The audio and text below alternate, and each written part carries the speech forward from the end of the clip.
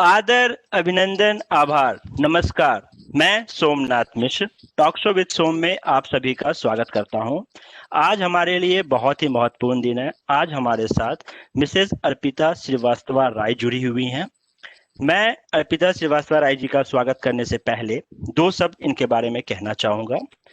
Mrs Arpita Srivastava Rai, director of mind Q multi services private limited, president of Pradhanmantri Jan Kalyankari Yojana Prachar Prasar Abhiyan Mrs congeniality 2019 and finalist of the International Grammar Project Mrs. India 2020, a social entrepreneur, CSR professional, and social worker, having 20 years of experience working with CXO levels for top corporate, social sector, and educational institution. Arpita ma'am is also Wiki, Women's Indian Chamber of Commerce and Industry Council member of Training and Development of Maharashtra, brand ambassador for multiple organizations. Arpita ma'am, स्वागत है आपका।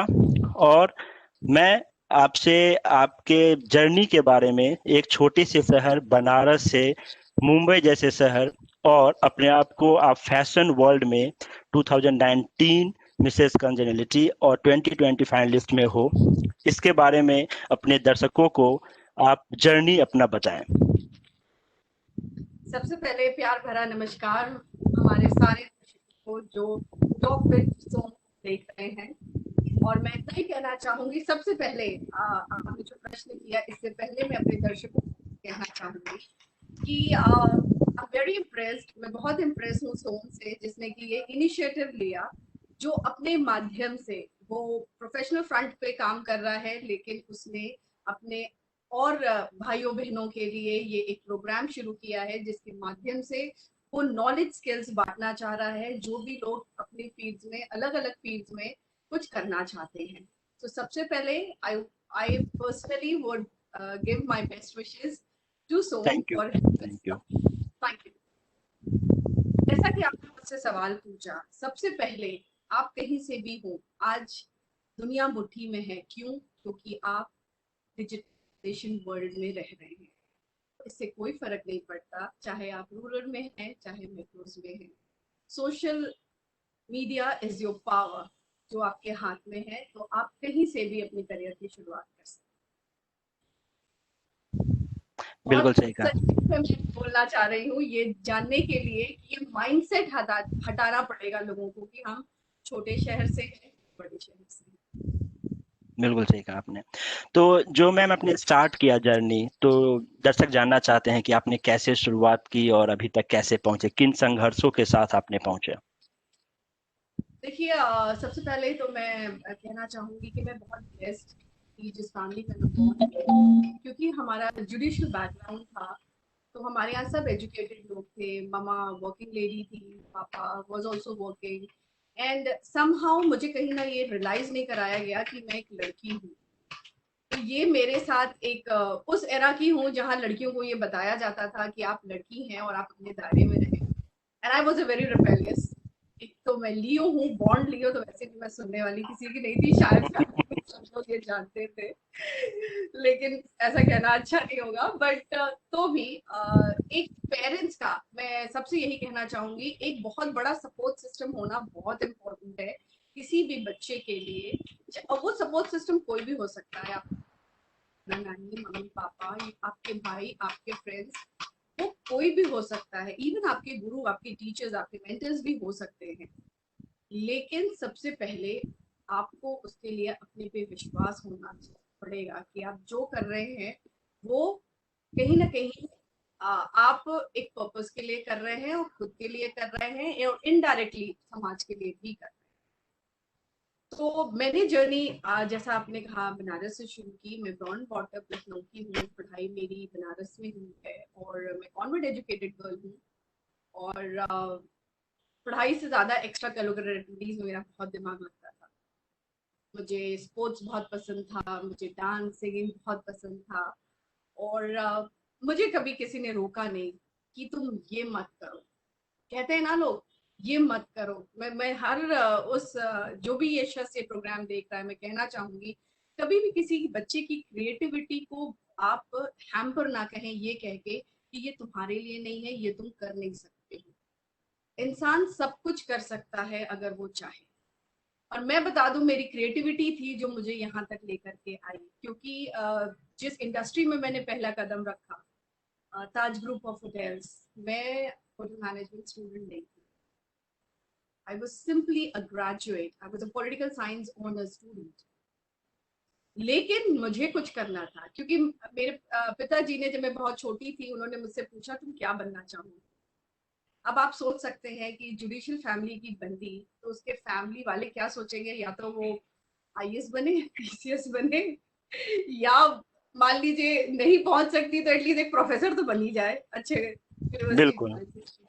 बिल्कुल। और मैंने out of the way बोला कि मुझे hostess बनना है, क्योंकि धरती पर तो सही रहते हैं, मुझे आसमान में कहाँ पहुंचना नहीं, नहीं। है। मजाक अपनी जगह, तो कहीं ना कहीं वो छोटी सी इच्छा ने मेरा होराइजन बहुत बड़ा किया। सबने बोला बैरागिरी करेगी, तेरा सपना है, दैट वाज द टर्म। तो कहीं कहीं मैं एक और बात कहना चाहती हूँ, जो लोग आपको आपके सपनों से बहुत छोटा आंकते हैं ना, उनको कभी गलत मत समझिएगा, क्योंकि वो कहीं ना कहीं आपके लिए बूस्टर्स होते हैं आपकी लाइफ में। क्योंकि वो कुछ शब्द अगर आपको चुभ गए, तो ये मान जाइए कि आप इंसान बन जाएंगे। सफलता मिलेगा आपको, बिल्कुल सही कह रहे हो आप। चुभना बहुत इंपॉर्टेंट है, कहते हैं ना, कभी कभी कुछ चीजें आपको धक्का देनी चाहिए। आप अपने मिशन पे होते हो, but then also there is a little push that is required in your life. Correct, correct.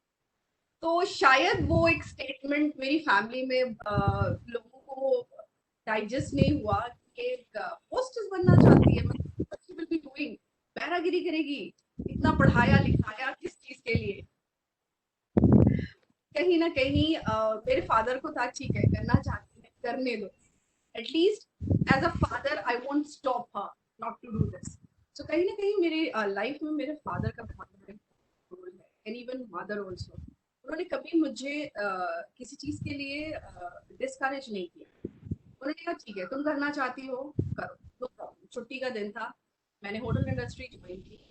आप विश्वास नहीं करेंगे, मैंने कड़ी मेहनत, क्योंकि कहीं ना कहीं मुझे ये रियलाइजेशन था कि मुझे मैनेजमेंट स्टूडेंट्स के पैरेलल खड़े रहना है।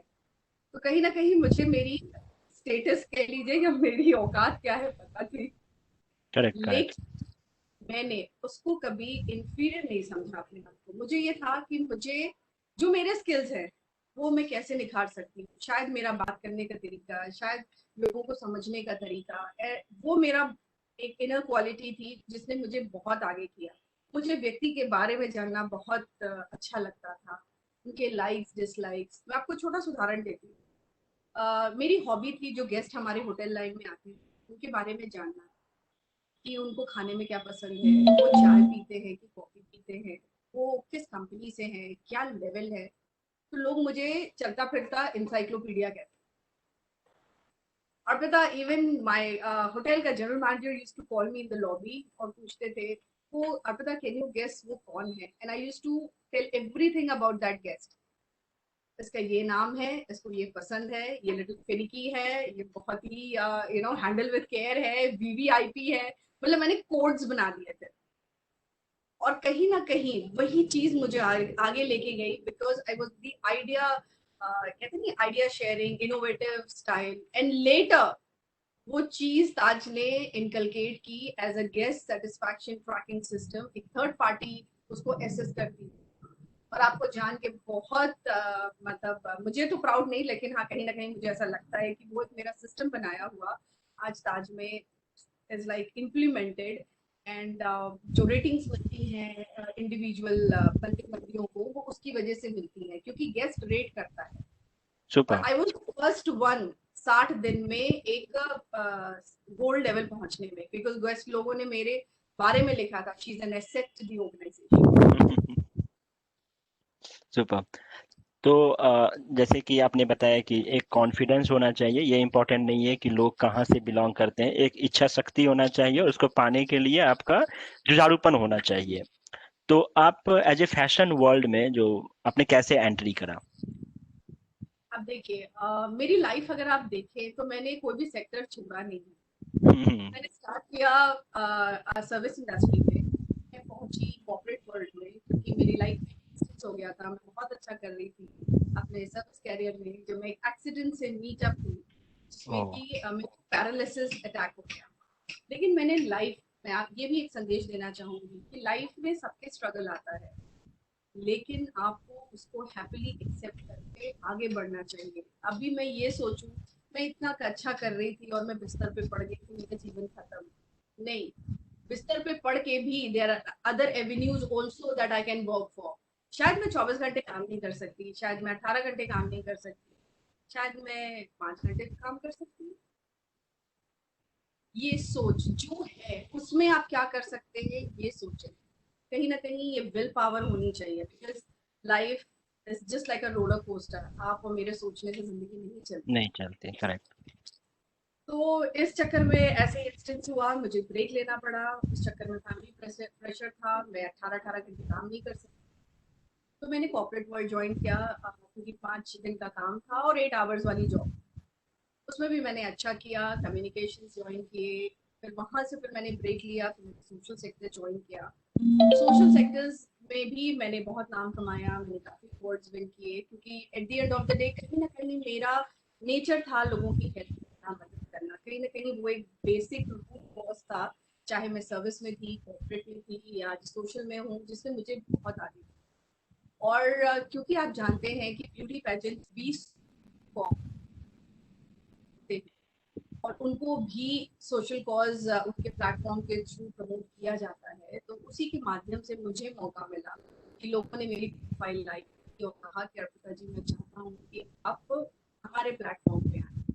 तो कहीं ना कहीं मैं ये कहना चाहूंगी कोई ना कोई काम छोटा नहीं होता। अगर मैंने सोचा होता वो पैरागिरी तो शायद आज मैं यहाँ नहीं पहुंचती, और शायद मेरा चैरिटी नेचर है हेल्पिंग, मैं सोचती तो शायद मैं आज यहाँ तक भी नहीं पहुंच पाती।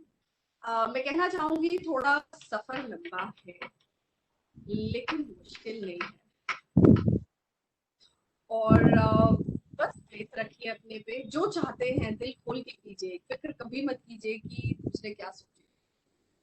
और शायद यही कारण था कि मेरा नेवर गिव अप एटीट्यूड और एक very very supportive kind of women made me to enter this fashion world where I am trying to be the voice of the people who are unheard, जैसे कि सोम काम कर रहा है से, वैसे ही मैं अपनी तरीके से एक सोसाइटी में उन लोगों की आवाज बनना चाहती हूँ कहीं ना कहीं। तो जैसे ये फैशन वर्ल्ड में अगर मान लो जो हमारे दर्शक हैं, जो गर्ल्स हो या वो कुछ कोर्स करना पड़ता है क्या इसमें? जैसे वो आना चाहते हैं तो एंट्री कैसे लेंगे वो, कुछ ऐसा देखिए कुछ? मैं आपको बता दूं, अभी पिछले 5 साल में आपका जो बेसिकली जो फैशन वर्ल्ड इंडस्ट्री है is expected to grow 10 to 15%। Reason क्या है कि अब हमारा फैशन इंडस्ट्री बहुत सेग्रीगेट, पहले फैशन के नाम पे लोग बहुत कम जानते थे। कम जानते थे, पहले राइट। फैशन के नाम पे फैशन डिजाइनर जानते थे, या तो एक beauty studio kind of thing, beauty parlour इस टाइप का जानते थे। नहीं, आज फैशन के 7 सेगमेंट्स हैं। फैशन कितना ब्रॉड हो गया है, क्योंकि उसमें आपका स्पिरिचुअल भी आ गया है, योगा भी आ गया है, मेडिटेशन भी आ गया है, वेलनेस भी आ गया है, आपके beauty salon, spa, treatments, therapies, बहुत कुछ बढ़ गया है, the diversification. And the biggest thing is this कि पहले beauty was only confined to females, you know. Now it has a broader aspects because men's are now taking active interest. पहले men's parlour नहीं होते थे, अब mains spa salon parlours होने लगे हैं। आपको ये डिसाइड करना है कि आप किस इंडस्ट्री में जाना चाहते हैं। और दूसरी चीज, हम जिस वर्ल्ड में हैं यहाँ आपके पास बहुत अपॉर्चुनिटीज हैं। Social media is the biggest power for you. आप जो जिस चीज में भी अच्छे हैं आप अपनी वीडियोस बना सकते हैं, अपलोड कर सकते हैं, रीच आउट कर सकते हैं लोगों को। Apart from that government schemes हैं, there is a proper site of the government who is providing the courses जो फैशन वर्ल्ड में आना चाहते हैं। तो बहुत से ऐसे साइट्स हैं गवर्नमेंट की। There is a ministry of skills development की WSME करके एक पूरा फैशन वर्ल्ड से रिलेटेड एक साइट है, जहां आप जाइए आपको सब पता चलेगा। अगर आप एंटरप्रेन्योर बनना चाहते हैं, अगर आप खुद का पालन करना चाहते हैं और आपके पास कोई कोर्स नहीं है, आप ऑनलाइन कोर्स कर सकते हैं, वो आपको सब मदद करेंगे और अपना पार्लर आप खोल सकते हैं। वाह। कभी ये लोग लगता है ना कहाँ लाइसेंस लेने जाएं, हम क्या हाँ हाँ करें, हाँ। गमस्ता निकालें कि क्या करें, local license and all. See correct you correct. Are living in a world of digitalisation, that's what I always say. अब मैं आपको छोटा सा एग्जांपल देती हूँ। एक हमारा पसई का बंदा था जिसने माइकल जैक्सन का एक वीडियो डांस करते हुए हम्म। डाला, अच्छा। और वो 24 घंटे सेशन हो गया इंटरनेट पे। Everybody is watching his leg moves, और वो एक छोटे से वीडियो से he got a Remo D'Souza से लेके ऋतिक रोशन, वरुण धवन, सब वीडियो देखा और his moves are all about, and सबने उसको अपने चैनल पे बुलाया। So that अरे वाह। kind of power you are youth have today. In one shot, you could be the star next day. Correct correct. एक और भी गलत धारणा कह सकते हो आप, जो फैशन वर्ल्ड का लोगों के मन में है कि वहाँ पे मोलेस्टेशन ज्यादा है, मतलब मतलब इस तरह की, ये क्या कितना सच्चाई है इन सब बातों में? अच्छा एक बात बताइए, मैं आपसे एक सवाल पूछती हूँ। ये सवाल आपने मुझसे जरूर पूछा, लेकिन कहाँ शोषण नहीं? नहीं, जैसे कि मैं, बात सही ठीक कह है, रहे हो मैं आप। वही जानने की कोशिश कर रही हूँ। देखिए, अगर आप कहते हैं ना शिकारी को शिकार की तलाश हो, आप मौका हम्म। देंगे तो बन जाएंगे। Simple सी मतलब आप वही कहना चाह रहे हैं कि जो आप में खुद में सेल्फ रहे और अपने काम से मतलब रखे तो नहीं है ऐसा कुछ। आपको कहते नहीं, एक एक बहुत थिन लाइन होती है कहीं भी किसी भी काम में, आपको वो समझना बहुत इम्पोर्टेंट है। आप क्या करना, शॉर्ट फॉर्म्स प्लीज मत यूज कीजिएगा, क्योंकि कहाँ आपने लाइफ में शॉर्ट फॉर्म्स यूज किए, मान के चलिए आप प्रे आएंगे लोगों के, क्योंकि लोग ऐसे इनोसेंट लोगों को अपना हाँ, निशाना मैं वही, बनाते हैं। क्योंकि जो गांव से आएंगे, जो भी स्टार्ट करेंगे, तो उनके लिए, उनको ज्यादा जानकारी नहीं है वहाँ उस वर्ल्ड की, तो उनको, देखिए और ज्यादा कुछ। जानकारी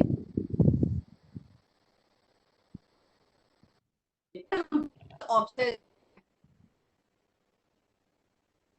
और माइक्रो पानी है, तो हम छोटे माध्यम ना, और गलत चीजें अपनाएंगे।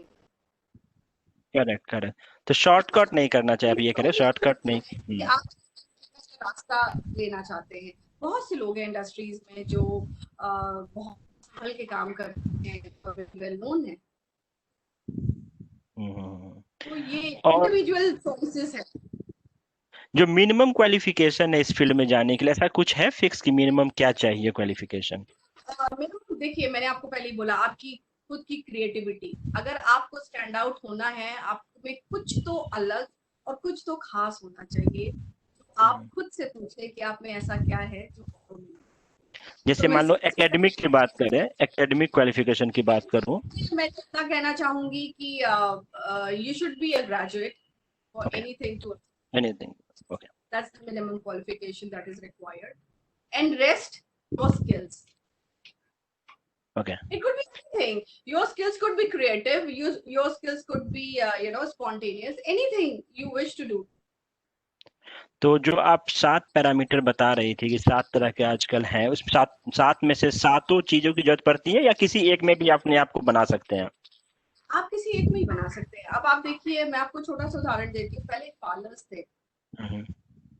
पार्लर से फिर मेकअप स्टूडियोज हुए, अब मेकअप स्टूडियो से एचडी स्टूडियोज हो रहे हैं। Correct Now time, it is on your doorstep. You have an Arbor Club. You just call and people are at your doorstep to give you all the salon correct services. Correct So correct. everything is upgrading. Everything is coming with new dimensions. The world is in your hand. It depends on you which you want to pick it up. तो जैसे आप और भी जुड़ी हुई हैं संस्था, जैसे आप सोशल वर्कर भी हैं और आप ब्रांड एम्बेसडर भी हैं, तो जो लोग हैं, मतलब जैसे उनको शुरुआत, मतलब आप ये कह रहे हो कि अपने स्किल्स को डेवलप करें, और स्किल्स डेवलप करने के बाद एक लाइन पकड़ के उसमें जाएं, फिर धीरे धीरे उनके लिए फील्ड खुलता चला जाएगा, मतलब एज पर डिपेंड्स ऑन उनके। बहुत ज्यादा कॉम्पिटिशन्स भी होते हैं। अगर आप लिटिल नर्वस है, बिकॉज हर आदमी को थोड़ा नर्वसनेस होती है, करेक्ट। आप कंपटीशन में पार्टिसिपेट कीजिए, gauge yourself by your own कि आप किस लेवल पे हैं, क्या कर सकते हैं। एक में फेल होंगे, दूसरे में फेल होंगे, तीसरे में फेल होंगे, चौथे में तो सक्सेस होंगे। वो एक सक्सेस का आपको इंतजार रहेगा कि you you can be, and I must tell you one thing more, huh? Please failure in a positive sense. I, my viewers, it's a heartily request to you. मैं पर्सनल एक व्यू शेयर करती हूँ। Success मिलने पे क्या लगता है, मुझे सब आता है। करेक्ट और करेक्ट। कहीं ना कहीं उसकी स्टार्ट क्योंकि उसको ये लगता है कि हाँ मैं success हूँ। लेकिन वही अगर आपको फेलियर्स मिलते हैं तो आप हमेशा एक आत्मचिंतन करते हैं, क्या मैंने गलती, आप पूछते हैं और कुछ अच्छा करने की कोशिश करते हैं। कभी ऐसा भी हो सकता है कि आपने बिल्कुल सही किया हो पर लोगों ने आपको नोटिस नहीं किया है, कोई फर्क नहीं पड़ता, कहीं ना कहीं कोई आपको notice कर रहा है। तो तो नहीं जो मिला, जरूर बिल्कुल मिलेगा। बिल्कुल, बस समय समय लगेगा लेकिन सफलता मिलेगी अगर आप लगे रहोगे तो। और सबसे बड़ी बात, कहीं ना कहीं आपको सेटिस्फैक्शन होना चाहिए। हाँ, सबसे सबसे बड़ी बात ये। आपको नोटिस करूं या ना करूं, मुझे सेटिस्फैक्शन होना चाहिए that I have given my 100%। 100% that is more important. Correct correct. So जिस किसी को भी फैशन वर्ल्ड में जाना है, क्या उनको मुंबई ही जाना पड़ेगा, ऐसा कुछ है मैंडेटरी? देखिए क्रेज तो अच्छा लगे या बुरा लगे, ये बात तो बिल्कुल सही है कि माया नगरी तो मुंबई है, क्योंकि एवेन्यूज हैं, अपॉर्चुनिटी है। देखिए सबसे बड़ी बात, हर एक स्टेट का अपना एक माइंडसेट है। यहाँ लोग बहुत फोकस्ड और कंसिस्टेंट हैं, काम के वक्त सिर्फ काम ही रहेगा। और स्टेट में भी है, काम कम मस्ती ज्यादा है। बॉम्बे में यहाँ वक्त का पैसा और कीमत, क्योंकि 3 घंटे तो आपको ट्रैवलिंग में ही निकल जाएंगे, तो आप सोच निकलता लीजिए है। बिल्कुल सही कैसा कहा है। आपने। तो मैं ये नहीं कहूंगी कि बॉम्बे ही एक ऑप्शन है, बट यस, माया नगरी is Maya Nagari, no doubt about it. But I am happy to know that recently अपने जो सीएम योगी आदित्यनाथ जी ने एक स्टैंड लिया है यूपी में नोएडा में बनाने का। नोएडा में बनाने के लिए। सो I think people will keep on coming up with new ideas and it will be exploring also on the contrary. But तो भी अभी करंट डेट में तो भाई बॉम्बे ही है। तब तक तो हमें इंतजार करना पड़ेगा जब तक कि दिल्ली में आता है। तो जो अब जैसे आप मिसेस कंजनरेटी 2019 विनर हैं, तो आप जो आपके अभी दर्शक हैं उनको अगर वहाँ उसके लिए अप्लाई करना हो, चाहे आपने चलो बहुत ही स्ट्रगल के साथ बहुत सारे फील्ड को लेके वहाँ पहुंचे, लेकिन जो कोई डायरेक्ट उसके लिए अप्लाई करना चाहे तो ऐसा कुछ ऑप्शंस है, कहीं अप्लाई करना पड़ता है? हाँ जी, सारे एड्स आते हैं, जैसे आपको पता है कोई भी कॉम्पिटिशन होते हैं उनके एड्स आते हैं। either it could be on internet, either it could be on Facebook, Instagram, or maybe your news channels or your all the medias or Netflix or whatever mode it could be. तो ये competitions के बारे में आता है, जैसे dance India dance का आता है, वैसे कॉम्पिटिशन जितने होते हैं उनका भी एड्स आता है। डू अप्लाई, जैसे रिसेंटली अभी फेमिना का आया है, एफबीबी फेमिना का आया है for the young okay girls, specially for teens and Mrs के लिए आया है। Okay. And enrolment already started for Mrs India Femina. तो इनरोलमेंट के पैसे भी लगते हैं या फ्री होता है ये enrolment? Enrollment fee, definitely there is an enrollment fee which depends, it could range from 1,500 to 2,000 depending on the organizers. Okay And they will call you, and I must tell you, they really call into a very nice place. It would be a 5-star hotels where they will feed you also, and you will be given a chance to talk about yourself. They will gauge you, and then as per your skills they will select you too.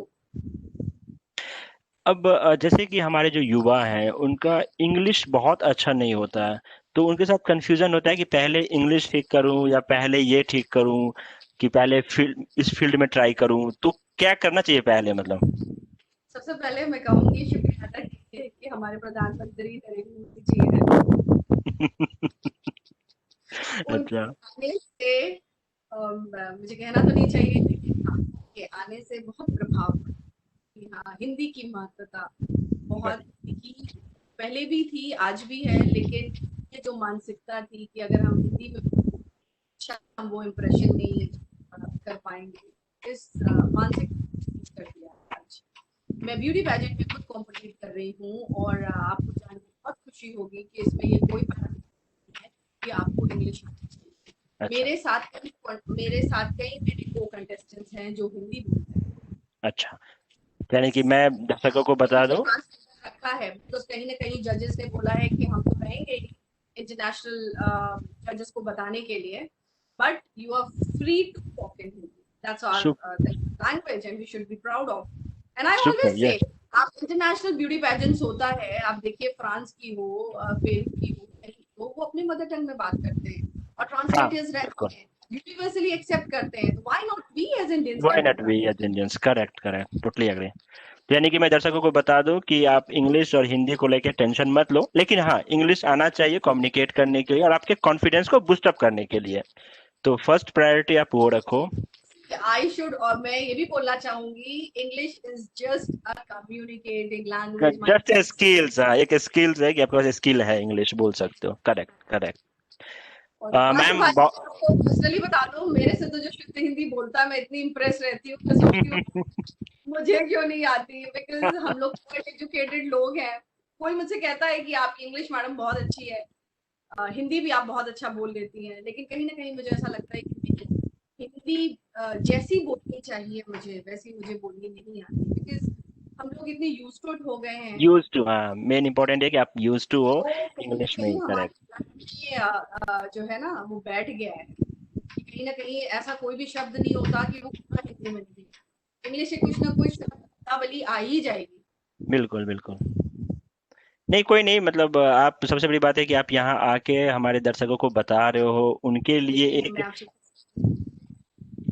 कोई भी माध्यम हो, आपको अपना expression अपनी feelings बयां करनी आनी चाहिए, इससे कोई फर्क नहीं पड़ता। It could be Bhojpuri also, my friends please don't feel offended.